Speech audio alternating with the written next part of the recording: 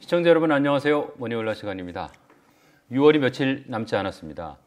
상반기 시황 정리해 보겠습니다. 그리고 이 은행 예금보다 안전하면서 수익률을 높이는 투자 방법도 알아봅니다. 서재영의 투자교실 서재영 대표 모셨습니다. 네. 대표님 어서 오십시오. 네, 안녕하십니까.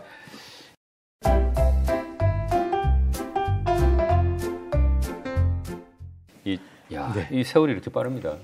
올해도 벌써 이제 절반이 다 지나갔는데. 네. 상반기 시황 전체적으로 한번 정리 좀 해봤으면 좋겠습니다. 참 세월이 빨리 흘러갔죠, 그죠? 예.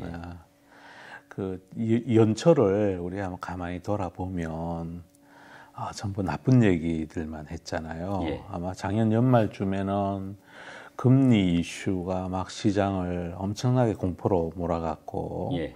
또 우리나라의 대표적인 경기 민감재라는 반도체 쪽이 코로나 시국 때 비대면 비즈니스가 커질 거라는 기대로 가잉해서 생산을 한 탓에 급격한 가격 하락을 맞았고, 네. 굉장히 많은 재고를 쌓아두고 있다는 이유로 진짜 5만 전자까지 내려갔었죠. 예. 그리고 또 그때 또 시장에 있는 많은 의견들은 더 내려간다. 나스닥도 더 내려가고, 굉장히 안 좋은 얘기들이 또 많이 시장에 이렇게 넓게 퍼져 있었고. 굉장히 비관적이었죠. 네, 굉장히 비관적이었습니다. 지금 아마 돌아보면 예. 그 당시에 이런 유튜브가 됐던 언론의 클릭수가 됐던 나쁜 얘기를 할수록 클릭수가 더 늘어나고, 예.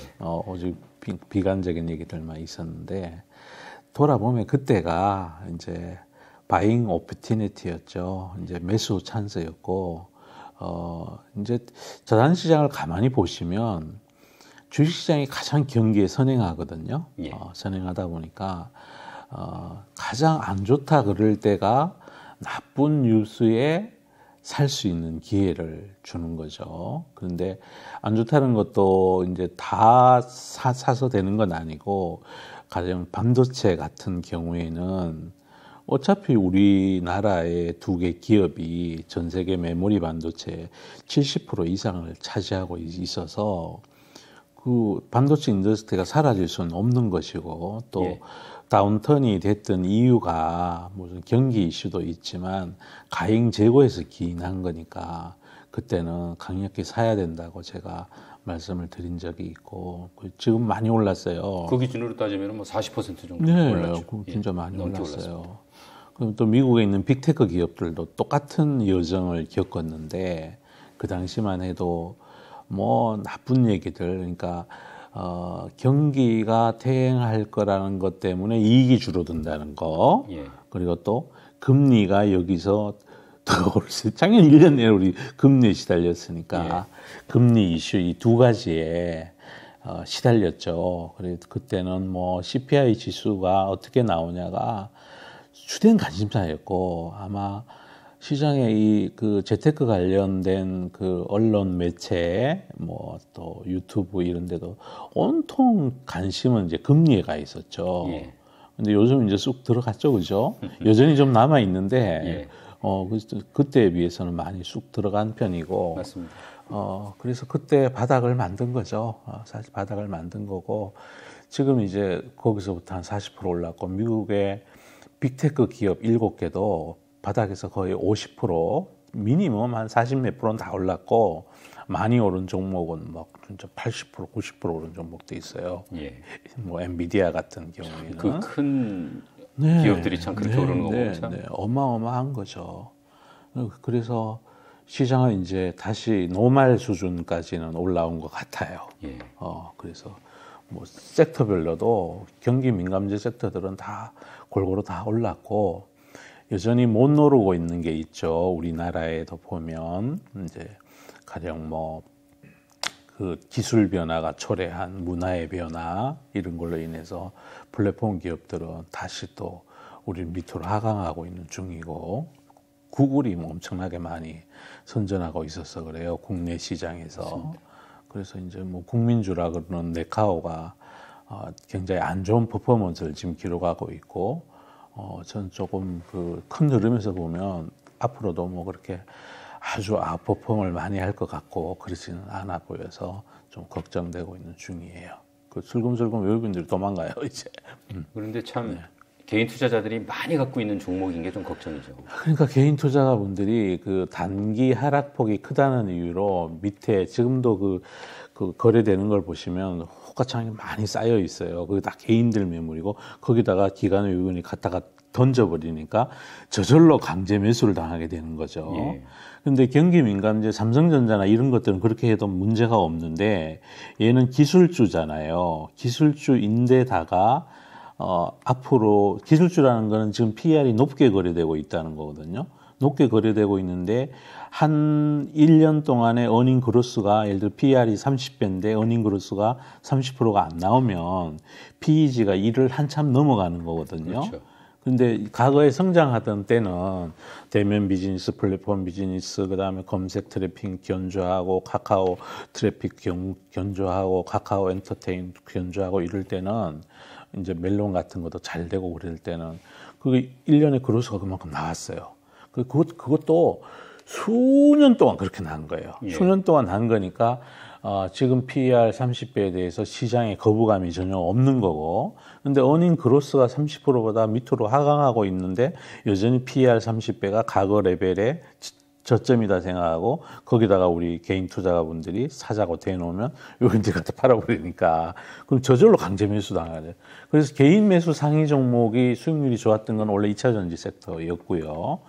이제 개인 매수해서 많이 손해를 본 게 가령 내수 기업들하고 이제 플랫폼 기업들이 있는 거죠. 그리고 경기 민감제 중에 대표적인 그 아주 디클리칼한 뭐 HMM이나 해운주 이런 것들이 많이 손해 보고 계신 거. 그래서 그거를 이제 향후로는 그렇게 매매해서는 안 되고 세상 변화를 주밀하게 보면서 좀 정확하게 그걸 개인 투자가들이 안 받아주면 이제 그들은 못 팔잖아요. 그렇게 해야 되는데 어쨌든 좀 잘못된 투자 간행이, 투자 습관이 다 이렇게 단타하려는 마음도 많이 있는 거잖아요. 어제보다 5% 내렸으니까 야 이거 내일 다시 5% 오를 수도 있는 거 아니냐. 이 회사가 망할 회사는 아니다 이러면서 거기다 대놓고 있으면 팔아버리니까 다음날 되면 또 팔아버려요. 이게 전망치가 예전 같지 않으면. 근데 이게 개인 투자자 입장에서는 네. 사실은 네이버 카카오 관련해서 긍정적인 뭐 보고서 이런 것들도 많이 나온단 말이에요. 참 그런 거에 그 보고서들이요 거의 다 이게 내피셜이고요. 또 기존의 언론 그 증권사 보고서들이 그 누구를 위한 보고서냐 이렇게 보면 기업을 위하거나 혹은 또 이미 많이 들고 있는 사람들을 위한 거지 새로 신규로 매수하려는 사람들에게 그 유용한 지표가 되는 거는 어렵지요. 그거는 각자가 찾으셔야 돼요. 보고서대로 매매해서 돈 벌 수 있다 그러면 우리 주식에서 돈 많이 벌었겠죠. 보고서는 이제 가만히 보면 그게 굳이 막 이렇게 정답을 가르쳐 주는 게 아니고 그냥 사람들에게 희망 회로를 돌리게 하는 희망 고문 같은 것 같아요. 그런데 그건 각자가 판단해야 되는 거예요. 얘 어닝이 앞으로 어떻게 될 건지에 대해서 그걸 판단하려면 공부해야 된다는 거죠. 세상의 변화에 이 기업이 앞으로 챗 GPT라는 어떤 새로운 기술이 나오고 거기에 하려면 뭐를 잘해야 되고 그렇게 하는데 돈은 얼마나 들고 이 회사가 잘할 수 있을지 없을지에 대한 판단. 예를 들어 네이버만 해도 이제 그 하이퍼클로바인가 그거를 만든다고 런칭을 한다 그러잖아요. 이제 거기에 대해서 우리 개인 투자가들은 와 그럼 네이버도 한다. 야 그러면 우리 챗 GPT나 바드나 빙처럼 잘할 수 있을 거야 이런 기대가 있잖아요, 그죠? 그렇죠. 근데 거기다 대놓고 여기는 자꾸 팔아버리잖아요. 팔아버리는 이유가 야 그거 하려면 돈이 어마어마하게 들 텐데 그거는 그렇게 해서 잘할지 어떨지도 모르겠고 또 세계적인 경쟁력을 가질 수 있을지도 모르겠다. 이제 네이버가 계속 지금 얘기하는 게 국내 한글로 된 걸 잘하겠다고 그러잖아요.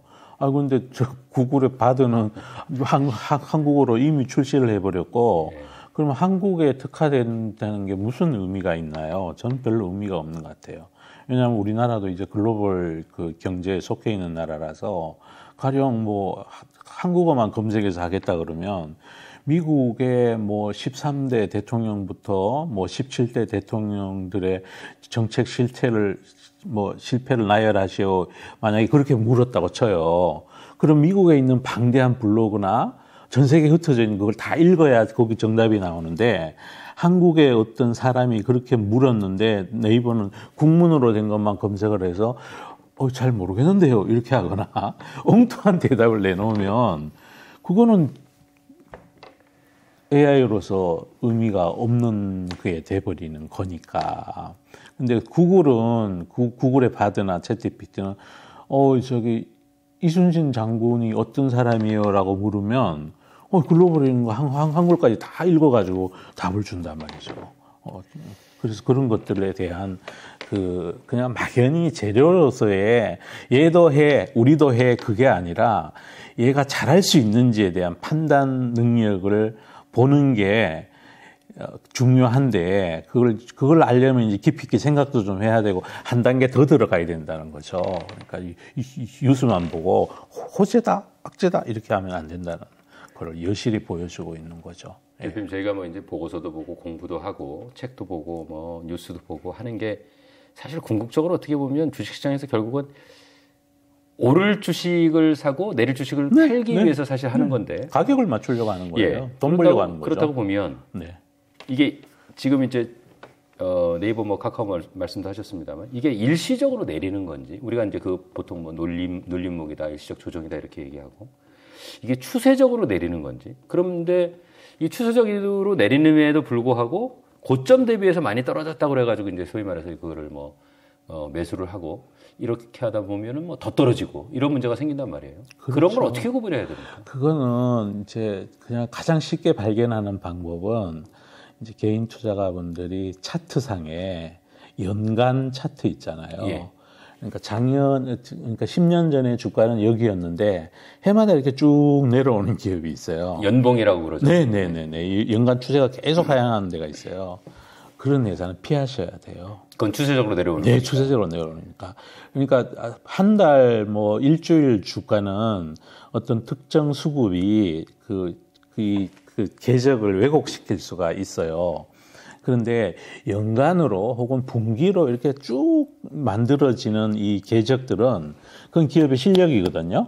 그 기업의 실력이라는 게 세상의 변화에 이 기업이 얼마나 잘 적응하고 돈을 벌었냐는 성적표이고 그 기업 경영자가 얼마나 앞날에 대한 해안이 있어서 자원을 그러니까 예산과 인적 기술 개발 능력을 거기 투자했는지에 대한 성적표니까 그거는 그렇게 보면 제일 쉽게 판단할 수가 있어지고요. 그런 기업은 눌림목이 아니고요. 내려왔다가 잠깐 올라온 척 하다가 또 내려가고 잠깐 내려왔던 척 올라간 척 하다가 또 내려가고 이렇게 되는 거죠. 그러니까 데드캣 리바운드를 끝없이 반복하는 거예요. 거기에는 접근 금지예요. 접근하시면 안 돼요. 아까 이제 모두에 경기도 말씀하셨고 금리도 말씀하셨어요. 근데 예를 들어서 올해 초만 봐도 금리는 뭐 여전히 최근까지 뭐 지난달에 이제 처음으로 멈췄지 않습니까? 올랐음에도 불구하고 이제 주가는 올랐고 경기는 뭐 선행지수도 계속 떨어지는데 주가는 올랐고 그래서 이게 경기가 반드시 뭐 좋다고 해서 주가가 오르고 금리가 뭐 떨어져야 주가가 오르고 이런 건 아닌 것 같아요 보니까 그 금리 경기 뭐 주가 이 관계가 어떻게 되는 겁니까? 그러니까 어떤 기준선이 있을 거 아닙니까? 원래 연초 같으면 가액 매도된 거고 원래 기업이 가지고 있는 장기적인 기업 가치 그거보다 밑으로 일시적으로 하락을 한번 했던 거고요. 그래서 이제 노멀한 수준까지 전 지금 올라온 거라고 생각하거든요. 금리가 그때 1월 달에 기록했던 장기 금리가 있어요. 미국 10년물 금리가. 그때하고 지금하고 보면 지금이 그 중간에 금리를 더 올렸음에도 불구하고 오른 게 없어요. 오히려 떨어졌습니다. 네, 오른 게 없어요. 뭐 슬금슬금 내려가고 지금도 경기 침체에 대한 우려들은 계속 있잖아요. 네. 그냥 우려예요, 우려. 우려이고 실질적으로 데이터가 나오는 걸 보면 우리 선진 경제권에서 봤을 때 중국만 예상치보다 더 나쁘고 일본은 급격하게 지금 돌아서고 있고 미국도 그렇게 나쁘지 않아요. 미국도 나쁘지 않고 독일도 나쁘지 않거든요. 예. 우리나라도 계속 나쁘다가 4월인가 5월에 경기 선행지수가 돌았어요. 턴을 했거든요. 그 다음에 6월부터는 이제 관세청 데이터 기준으로 수출도 이제 계속해서 하강하던 거에서 돌아서고 있다는 거죠. 그 주식시장이 참 정확한 거죠. 그렇게 보면. 그리고 금리와 관련해서는 이제 제가 연초부터 계속 말씀드렸던 게 이제 보통 잘 발달돼 있는 경제 권역이면서 어떤 민주적인 의사결정 구조를 가진 나라에 있어서의 금리는 보통 그냥 지나간 오래된 시간을 다 이렇게 놓고 보면 그냥 5%에서 뭐 6% 사이 거기가 맥시멈인 것 같아요. 그리고 또 밑으로 많이 하강하면은 뭐 0%대까지 내려가는 거고 뭐 그래서 그런 사이에서 왔다리 갔다리 하는 건데 그러면 상단에 와 있는 거잖아요. 네. 상단에 와 있으니까 여기서 더 올라가면 더 올라가기가 어렵죠. 왜냐하면 금리를 거기까지 올려놓으면 자연히 소비가 줄고 투자도 줄고 줄면 또 물가도 좀 낮아지고 그러지 않겠습니까, 그죠? 그래서 이제 너무 그런 게 막 시장이 공포가 강하고 제가 말씀드렸던 모르죠. 앞날은 모르는 건데 이번에 막 6% 가고 7% 갈지도 몰라요. 예. 그런데 어쨌든 이 정도 레벨이면 최소한 올라가는 어깨 정도는 된다 이거죠. 예. 근데 거기서 마지막 남은 이 100bp를 두려워해서 주식시장을 떠날 수는 없는 거잖아요. 그리고 또 시장에는 눈이 달려 있어서 우리 봐요. 다 해보겠잖아요. 다 해보겠고 조금 있으면 이제 숫자가 더 좋아진다는 얘기들이 막 나올 거예요. 그러면 또 거기서 좋아질 때 뭘 자꾸 많이 사면 경기민감제를 사면 덜커덕 걸리는 거예요. 말씀하신 특히나 이제 우리 경제 구조에서 보면은 경기 민감제 기업들이 좀 많지 않습니까? 그래서 개인 투자자들이 특히 경기 민감제의 특성을 좀 잘 아는 게 중요할 것 같아요. 굉장히 중요해요. 그래서 원래 많이 손해 보신 주식 중에 HMM이라고 있는데 그게 해운주잖아요. 네. 해운주가 발틱 운임지수, BDI 지수 따라가지고 이렇게 주가의 등락이 선행해서 많이 움직이는데 작년에 이익이 무지 많이 났었죠. 네. 막 조단이 막 몇 조가 났잖아요. 그거 보고 PR 싸다고 잘못 들어가서 원래 고생하시는 거거든요. 그래서 경기 민감제 매매하는 방법은 안 좋다 그럴 때 사서 좋다고 좋아진다 그러면 이제 슬금슬금 조금씩 이익 실현을 하면 경기가 이게 사이클이 있기 때문에 다음에 또 안 좋은 국면을 반드시 맞이해요. 예. 사이클은 반드시 생겨요. 인간의 욕망상. 뭐가 막 세상이 좋을 것 같으면 막 투자를 막 늘리거든. 늘리고 소비도 늘어나고 그러면 이제 물가가 치솟게 되고 GDP도 증가하게 돼요. 그러면 인플레이션 더하기 GDP 더한 게 금리니까. 예. 그럼 금리가 올라가고 이제 중앙은행에서 워워 시키는 절차를 밟고 그러면 또 경기가 다운턴을 가요. 그때는 또 남들이 막 던지고 적자 많이 난다고 그럴 때 멀쩡하게 잘 살아있는 기업 위주로 조금씩 주워 담으면 된다는 거죠. 그렇게 경기 민감제는 매매하시면 될 겁니다. 근데 우리 개인 투자자분들이 이제 대표님들 말씀하시듯이 뭐 공부가 좀 덜 돼 있는 측면도 있고 그런 것도 안 가르쳐 준 거예요. 예, 거꾸로 많이 하신단 말이에요. 그러니까 아무도 안 가르쳐 준 거라고죠.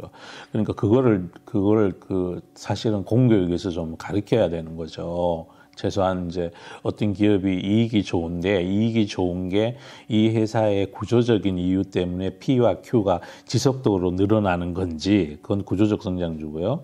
얘가 Q만 느는데 그게 경기 때문에 느는 건지 P도 늘어나는데 그것도 경기 때문에 일시적으로 좋은 건지 그런 거에 대한 판단 능력을 누군가는 길러줘야 되는데 이 바닥에 있는 그 참여자분들이 어느 누구 하나 남 생각 안 하잖아요. 어떻게 보면 제 주변에 이제 아주 평범한 투자자들이 많이 있어서 그런 이제 정서들을 제가 좀 안다고 할까요? 그런 건데 이게 보통 이제 어떤 주식 생각할 때 뭐 종목 이렇게 보면은 벌써 올 초에 얼마였지? 뭐 작년에 얼마였지? 벌써 많이 올랐네. 이거 많이 올라서 이거 사도 되나? 뭐 이런 반응이 참 많아요. 근데 이제 사실 비싼 주식이 더 비싸지고 싼 주식은 안 오르거나 더 싸질 수가 있다. 그런 말씀 평소에 많이 하시는데 투자자들이 이 가격을 대하는 태도 어떻게 해야 되는 겁니까? 그러니까 주식 투자하는 건 올라야 돈을 우리가 버는 구조잖아요. 예. 근데 어떤 기업 주가가 올라요. 오르는 게 이게 가령 무슨 뭐 저번에 SG 사태처럼 혹은 특정 세력이 개입돼서 뭐 시가총액 지시할 만한 게 뭐 이렇게 그냥 이렇게 들었다 냈다 뭐 이런 것들은 그거는 그냥 안 쳐다보는 게 맞는 것 같고요. 예. 근데 어떤 기업이 기술 변화, 문화 변화, 뭐 어떤 그 기후 변화에 거기에 맞게 어닝이 팍팍 늘면서 주가가 오르는 거는 올라도 오른 게 아니죠. 왜냐하면 어닝이 그만큼 늘었으니까. 예. 그럼 사실은 보합인 거죠. 그래서 주식을 해서 돈을 많이 먹으려면 어떤 기업의 어닝이 느느냐를 맞추는 게임이거든요. 그래서 어닝이 늘어서 혹은 정확히 얘기하면 장래에 어닝이 늘어날 기대감이 커져서 주가가 올라 있는 거는 옳은 게 아니에요. 그리고 그러니까 그런 걸 자꾸 사야 되는 거죠. 눌림목을 줄 때. 그런 걸 사야 되는데 이제 주위에 아까 우리 기자님께서도 말씀하셨지만 이게 연초에 얼마인데 지금 이런데 내가 어떻게 사? 이제 그런 분들은 투자를 하시면 안 돼요. 진짜 그런 분들은 안 맞아, 그게. 그런 식으로 따진다면, 가령 뭐 CJ CGV 같은 주식이 연초에는 이만했는데 주가가 이렇게 떨어졌어요. 그럼 이걸 사야 된다고 판단을 하게 된단 말이죠. 그건 안 맞거든요. 주가는 생물 같아가지고요. 기업의 흥망성쇠나 나라의 흥망성쇠가 비슷하거든요. 예. 그래서 어떤 주가가 이렇게 막 상승하고 있다는 거는 그 나라가 잘 되기 시작했다는 거잖아요. 그러면 이왕이면 그 나라 백성이 돼야지 왜 망해가는 나라의 백성이 될 필요는 없는 거잖아요.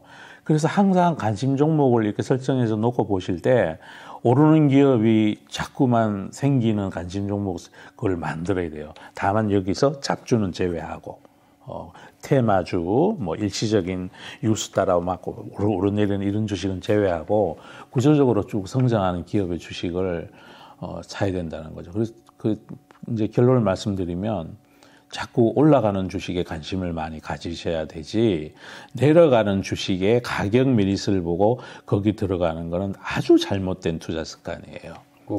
투자자들이 꼭 알아야 될 내용인 네. 원래도 미국에 우리 투자해가지고 2천 몇백억 날려먹은 주식이 SVB예요. 또 퍼스트 리퍼블릭 그 은행조 사가지고 그 두 개가 상장 폐지됐잖아요. 네. 거기 우리 국민들이 연금을 제외하고 국내 개인 투자자들이 거기로 잃은 돈이 3, 4천억 돼요. 예. 그리고 그거 다 가격 보고 잘못 들어간 거죠. 하여튼 내려가는 주식보다는 올라가는 주식을 자꾸 공부하는 버릇을 들여야 돼요. 얘가 왜 오르지? 얘는 뭐 때문에 오르는 걸까? 그래서 오르는 논리에 대해서 이거는 일시적으로 올라가는 게 아니라 구조적으로 얘가 올라가는 거구나. 그럼 구조적으로 올라가는 원인이 뭔가 봤더니 이 회사의 기술이거나 아니면 세상의 문화의 변화, 소비 패턴의 변화, 혹은 또 기후변화에 잘 적응하는 정도 그런 것 때문에 얘가 막 올라가고 있다 그러면 허겁지겁 사야죠. 단 한 주라도 사서 추이를 관찰해 볼 필요가 있는 거죠. 또 하나만 더 여쭤볼게요. 네네. 이게 이제 연초에 대표님, 올해는 이제 걱정하지 말고 주식 사자. 투자하기 좋은 시기다. 이렇게 말씀하셨는데 요즘 또 특히 유튜브 같은 데 보면 뭐 어마무시한 얘기들을 많이 또 해놨어요. 뭐 대공황은 저리 가라 하는 뭐가 온다 뭐부터 시작해가지고 지금 주식 다 팔아야 된다. 근데 또 여기 또 이렇게 마음이 흔들리는 개인 투자자분들 많이 계시단 말이에요. 그러니까 그거는 지수가 3,000 가도 지수가 2,000 와도 지수가 뭐 4,000을 가도 그런 뉴스는 계속 나올 거예요. 왜 그러냐면 우리가 살아가는 이 세상이 굉장히 복잡계거든요. 예. 그래서 나쁜 거를 발췌해서 보면 그런 말들이 그럴듯하게 들리게 만들려면 그런 말들에 그럴듯하게 만들어주는 수많은 데이터들이 존재해요. 예. 예, 존재합니다. 그래서 그 나쁜 것들만 다 뽑아서 이렇게 막 시나리오를 만들고 PPT 자료를 만들어서 이러다 그러면 그럴듯해 보여요. 그런데 우리는 인간이잖아요. 나쁜 것도 있고 그걸 극복할 수 있는 민주적이고 정치적인 아주 잘 오랫동안 이 적응된 시스템을 가지고 있어요. 그리고 위기를 조절할 수 있는 통화의 두 가지 수단을 가지고 있잖아요. 돈의 가격인 금리와 그리고 또 돈을 직접적으로 풀고 넣고 하는 공개 시장 조작 정책을 할 수가 있어요. 그래서 선진화된 나라들은 망하기가 굉장히 어렵습니다. 2차 대전 이후에 경제적인 이유로 망한 나라가 없습니다. 선진 민주주의 국가 중에. 네. 2010년 무렵에 남유럽 사태 많이 얘기했잖아요. 피그스라고. 예. 포르투갈, 이탈리아, 그리스, 그다음에 스페인. 그러면 재정위기가 엄청 났다 그러고 막 국채 금리가 막 진짜 5,000bp 가고 막 이런 적이 한번 있었어요. 예. 그때도 그 당시에 제가 주변 사람들 만나면 그리스 국채 사면 된다고 그때 말씀드렸던 적이 있었거든요. 지금 다 대박 났죠, 뭐. 전체 잘 안 망해요. 안 망하는데, 이제 그러면 그런 것들이 왜 자꾸만 행행해서 나오느냐. 우리 인간사가 복잡하잖아요. 그렇게 해야 조회수가 나오고, 또 언론의 클릭수가 늘어나고 이런 것들이 그것도 하나의 비즈니스예요. 살아가는데 먹고 사는 방법이라는 거죠. 그래서 그런 얘기를 누가 앞으로도 계속 많을 것 같고요. 근데 그렇다 해서 겁먹을 거는 전혀 아닌 것 같아요. 좋은 쪽만 놓고 바라보면 또 엄청 좋거든요. 그럼 그걸 종합적으로 판단할 능력이 있어야 되는데 가령 우리 원래 연초만 해도 일본 망한다 얘기를 얼마나 많이 했습니까? 진짜 많아요. 정말 유명하신 분들 막 제일 많이 올랐던데요. 네. 27% 올랐어요. 연초에 나스닥의 빅테크 7종목, 걔가 제일 많이 올랐고요. 7종목으로 지수를 구성했다 그러면 많이 올랐으니까 좀 조정받는 거죠, 지금. 받는 거고. 그 다음 많이 오른 게 일본이 제일 많이 올랐다고요. 그 다음에 또 중국 좋아질 거라는 얘기가 얼마나 많았습니까? 리오프닝 하기 때문에, 그리고 또 그 새로 또 정치, 집중화되고 이러면은 경제에 올인할 거다. 이래가 많이 그랬잖아요. 더 안 좋아졌잖아요. 그래서 그런 저는 그걸 약몰이라 그러는데 그런 거에 길을 열면 돈 못 벌어요. 그래서 종합적으로 판단해야 된다는 거죠. 아, 이게 제대로 된 나라, 또 선진화된 국가에서는 나라가 가난하게 되면 밀란이 일어나서 정치 지도자가 바뀌잖아요. 그래서 너무 그런 쪽에 모든 정치 지도자는 나라를 건강하게 하고 물가를 안정시키고 성장하는데 많은 노력을 하고 있다. 그러니까 뭐 누가 그런 얘기하면 그래 그런 얘기 때문에 가격이 싸졌구나. 감사합니다 하고 주식을 사시면 되는 것 같아요. 근데 지금은 지수가 레벨이 한번 올라왔잖아요. 지금은 이제 덥석덥석되고 막 살 때는 아닌 것 같고 한번 올라왔으니까 출렁거리겠죠, 그죠? 그래서 출렁거릴 때마다 조금씩 사도 괜찮을 것 같다는 생각이 들어요. 예. 자, 오늘 말씀하신 것 참 개인 투자자들 투자하는데 많은 참고가 될 것 같습니다. 감사합니다. 자, 네. 이제 업종별로 네. 조금 구체적으로 네. 자세하게 시황 정리 좀 해보겠습니다. 아무래도 우리나라에서 이제 제일 큰 섹터가 아무래도 IT, 삼성전자, 하이닉스가 네. 두 개 합치면 시총이 네. 굉장히 크니까 이 IT 업종 시황부터 좀 한번 정리해 볼까요? 네, 이제 한 번씩 다 올랐죠. 예. 그러니까 시가총액 순위로 치면은 삼성전자, 하이닉스가 시총이 제일 크죠, 그죠? 그 두 개가 다 한 번씩 다 올랐습니다. 올랐고 오른 이유는 처음에 1차적으로 오른 이유는 너무 감해도 때문에 오른 거 있고 또 하나는 이제 미중 패권 전쟁 관련해서 반도체 공급망 이슈가 글로벌 화두가 됐고 그래서 대만의 TSMC는 지정학적 리스크가 있다 이런 이제 글로벌 큰 펀드 매니저 입장에서 보면 예. 아주 장기적인 일이지만 오렌 버핏께서도 그러셨고 그런 게 걱정 좀 되지 않겠어요. 그래서 이왕 반도체를 산다 그러면 그래도 지정학적으로 더 안전한 데가 메모리 반도체를 사면 한국에 두 회사를 사야 되겠다 이래서 외국인 투자가들이 무지 많이 샀어요. 정말 많이 샀고 사서 지금 이제 72,000원대에 와 있죠. 와 있고 뭐 하이닉스도 마찬가지 그림을 이제 그려가지고 지금 뭐 10만 원대 훨씬 넘어와 있잖아요. 그렇다고 하이닉스가 원래 흑자 나느냐? 아니에요. 적잖아요. 뭐 시장 컨센서스로 보면 한 10조 적자 난다고 그래요. 예. 영업이익이 뭐. 그런데도 주가는 올랐잖아요. 그러면 이 사실만 보더라도 우리 개인 투자자분들의 투자 습관이 이게 기업 전체의 그 펀더멘탈 밸류를 보는 눈이 너무 어닝에만 가 있게 되면 이런 오류를 범하게 되는 거죠. 경기 민감제, 매매 타임에 대한 고려도 그러고. 그래서 올랐고요. 그다음 또 뭐 약간 작은 급에는 이제 LG전자가 뭐 얘를 IT라 그래야 되는 건지 뭐 컨슈머라고 그래야 되는지 모르겠는데 어쨌든 많이 올랐어요.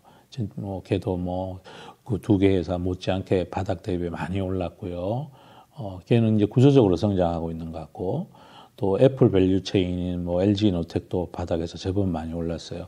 그러니까 IT 섹터 전반이 골고루 다 올랐어요. 그리고 스몰캡들 중에 반도체 관련된 것들은 또 엔비디아 이슈에 엮인 그 어떤 종목들은 섹터가 뭐 IT가 아닌 쪽이라도 많이 급등하고 있는 주식들도 많이 보이고요. 그래서 전반적으로 다 한 번씩 다 올랐어요. 다 올랐고 지금 올랐다는 얘기는 앞으로 이익이 좋아질 거라는 거에 확신하고 배팅을 한 거죠. 예. 그리고 저는 그 확신이 맞을 거라고 믿어 의심치 않아요. 왜냐하면 반도체 경기가 나빴던 이유가 코로나의 가행 재고에 기인한 게 많거든. 예.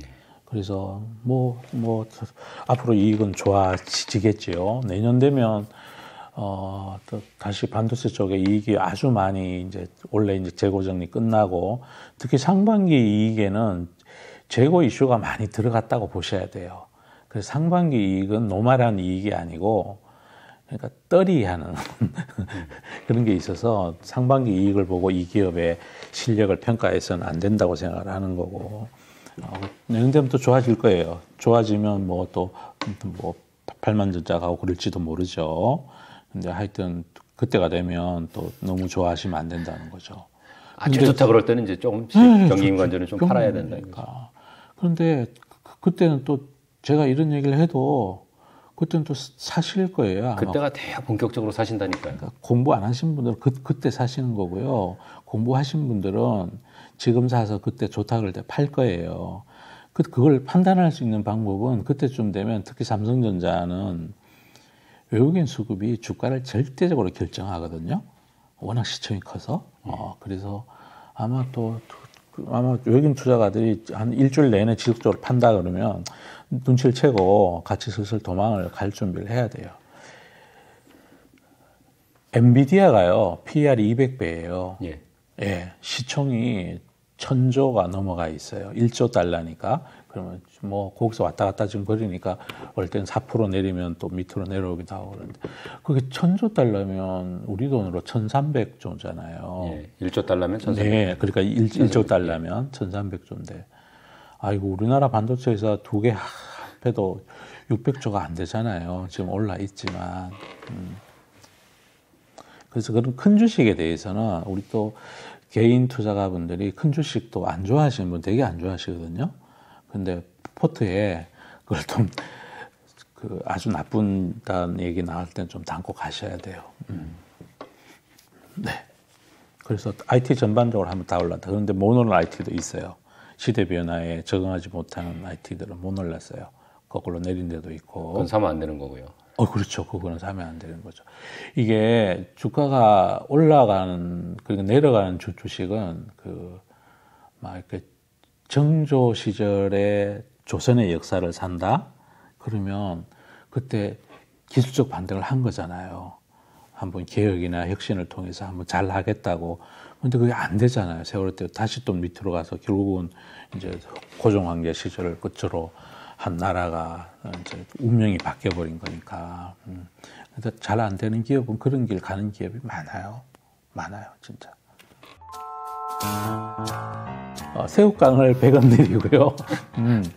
신라면을 50원 내렸어. 예. 근데 그거 별거 아닌 것 같죠? 그리고 퍼센트는 제법 돼요. 그렇죠. 신라면이 900원 하는데 50원 내리면 진짜 주주 입장에서는 진짜 피눈물 나는 거죠. 근데 다행히 우리나라 라면 회사들은 해외 비중이 점점 늘고 있어요. 늘고 있어서 국내에서 뭐 그런다 해도 어닝 전체에 미치는 영향은 크지 않을 것 같고요. 앞으로 백인들이 드디어 라면을 먹기 시작했거든요. 전 진짜 잘 될 것 같아요.